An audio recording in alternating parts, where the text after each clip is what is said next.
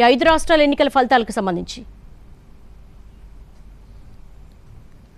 అంటే మొదటిది హిందుత్వ పాలిటిక్స్కు కాలం చెల్లింది అని పార్లమెంట్ ఎన్నికల తర్వాత బీజేపీ బలం 240కి పడిపోయాక రకరకాల వార్తలు వచ్చాయి. మోడీ మ్యాజిక్ అయిపోయింది, బీజేపీ ఇక లేవదు అని.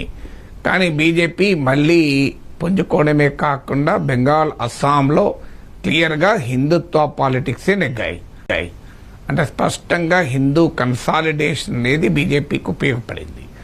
రెండవది, బీజేపీ ఎమర్జెన్స్ వరకు ఒక ఎత్తు, బీజేపీ ఎమర్జెన్స్ తర్వాత ఇంకో ఎత్తు.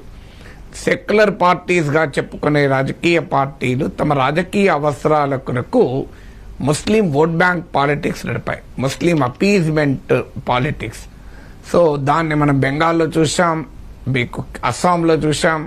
బెంగాల్లో తృణమూల్ కాంగ్రెస్, అస్సాంలో కాంగ్రెస్ చాలా ఘోరంగా దెబ్బతిన్నాయి. అంటే ఇంకెంతకాలము సెక్యులరిజం పేరిట మైనారిటీ అపీజ్మెంట్ పాలిటిక్స్ నడవవు అనేది తేలిపోయింది. రెండవది. మూడవది, ఇప్పటి వరకు భారతదేశంలో రాజకీయాలను చూస్తే బీజేపీని కాంగ్రెస్ ఎదుర్కోలేదు, కానీ రీజనల్ లీడర్స్, రీజనల్ సత్రప్స్ అంటారు, వీళ్ళు మోడీ రథచక్రాలకు అడ్డు తగలగలరు విజయవంతంగా అనుకున్నారు. సో ఆ మిత్ కూడా పోయింది. బీజేపీ ముందు అధిక జాతీయ పార్టీ అయిన కాంగ్రెసే కాదు, ఈవెన్ రీజనల్ పార్టీస్ కూడా నిలబడలేవు అనేది చాలా క్లియర్గా తృణమూల్ కాంగ్రెస్ ఓటమి ఇందుకు ఉదాహరణ. నాలుగవది ఏంటంటే, చరిత్రలో చాలా అరుదుగా అవకాశాలు వస్తాయి.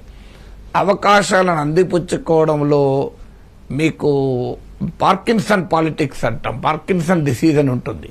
సో రాజకీయాల్లో పార్కిన్సన్ డిసీజ్ పనికిరాదు. సో రాజకీయాల్లో చాలా వేగంగా, అలర్ట్గా, ప్రాంప్ట్గా ఉండాలి.